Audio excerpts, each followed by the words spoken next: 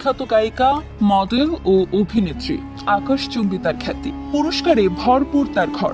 ছোটবেলা থেকে গান এবং নাচের চর্চা করেছেন তিনি, কিন্তু আজানের ধ্বনির কাছে পরাজিত হলো তার সব সুর এবং সঙ্গীত। তাই এখন আর গান নয়, তার কণ্ঠে শোনা যায় কোরআন তেলাওয়াত।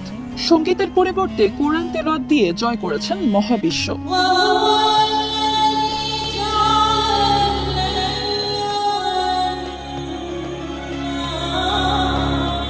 আপনি হয়তো ভাববেন, কে এই নারী, কি তার পরিচয়, কোথায় কিভাবে শিখেছেন এই তিলাওয়াত, কি করেন তিনি, কি তার পরিচয়? আপনার সব প্রশ্নের উত্তর রয়েছে।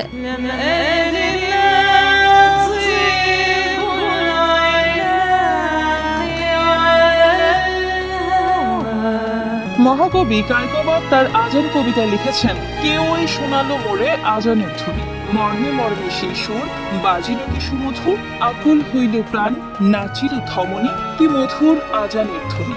হ্যাঁ, কায়কোবাদের সেই বর্ণনা করা সুর এখন মাঝে মধ্যেই সামাজিক যোগাযোগ মাধ্যমে ভেসে আসছে এক নারীর সুরেলা কণ্ঠে কোরআন তেলাওয়াত।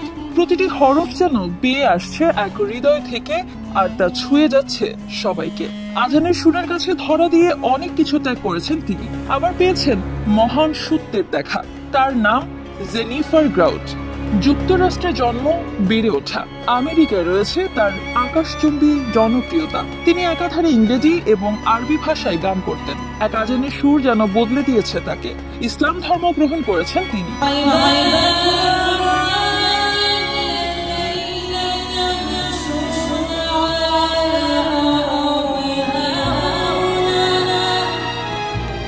জেনিফার জানিয়েছেন, 2 বছর আগেও নাস্তিক জীবনযাপনে অভ্যস্ত ছিলেন তিনি। ইসলামী ধর্ম গ্রহণের পর তার চোখ খুলে গিয়েছে এবং কোরআন সম্পর্কে জ্ঞানের পরিধি বাড়াতে চেষ্টা চালিয়ে যাচ্ছেন প্রতিনিয়ত। আমেরিকান সঙ্গীত শিল্পী জেনিফার গ্রাউট নিজের প্রতিক্রিয়া ব্যক্ত করেন এভাবে, ইসলাম সম্পর্কে জানার চেষ্টার ফলেই আমার চোখ খুলে গেল এবং হঠাৎ করেই আমার ভেতরে বিস্ময়কর পরিবর্তন ঘটল। এমনটি আমার জীবনে আর কখনোই ঘটেনি। এভাবে ইসলামের দিকে আমার পথ চলা শুরু। আরব গট ট্যালেন্ট প্রতিযোগিতায় গান গেয়ে আরব দুনিয়াকে মন্ত্রমুগ্ধ করেছিলেন জেনিফার।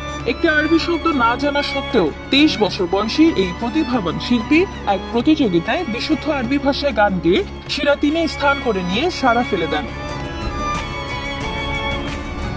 পরে আবারও আরব দেশের সংবাদের শিরোনাম হন জেনিফার, তবে গান গেয়ে নয়, শিরোনাম হন ইসলাম গ্রহণ করে। অথচ আগে তিনি ছিলেন একজন আপাতমস্তক নাস্তিক। তার বিশ্বাস ছিল ধর্ম কোনো উপকারে আসে না, বরং ক্ষতিই করে।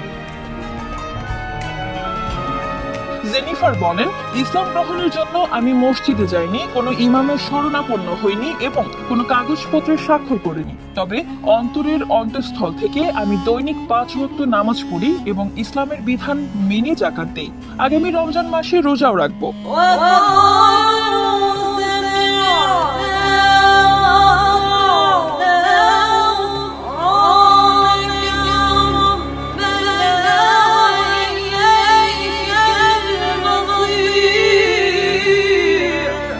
জেনিফার আরো বলেন, এসব হচ্ছে ইসলামের সবচেয়ে গুরুত্বপূর্ণ বিষয়। আমি অবশ্যই ইসলাম, কোরআন ও ইসলামের ইতিহাস সম্পর্কে জানার চেষ্টা করছি।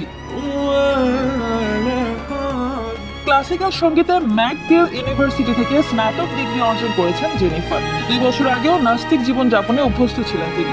1.5 বছর আগে মরক্কোর এক সঙ্গীত শিল্পীর প্রেমে পড়েন জেনিফার। এরপরেই বদলে যেতে থাকে জেনিফারের জীবন। প্রেমিক সম্পর্কে জেনিফার বলেন, সে খুবই সাহসী, নাছোড়বান্দা ও হৃদয়বান। এজন্য মুসলমান হওয়া সত্ত্বেও আমি সম্পর্কটা চালিয়ে যেতে চেয়েছি। আমি তার প্রশংসা না করে পারি না। তার কাছ থেকে আমি অনেক কিছু শিখতে পেরেছি।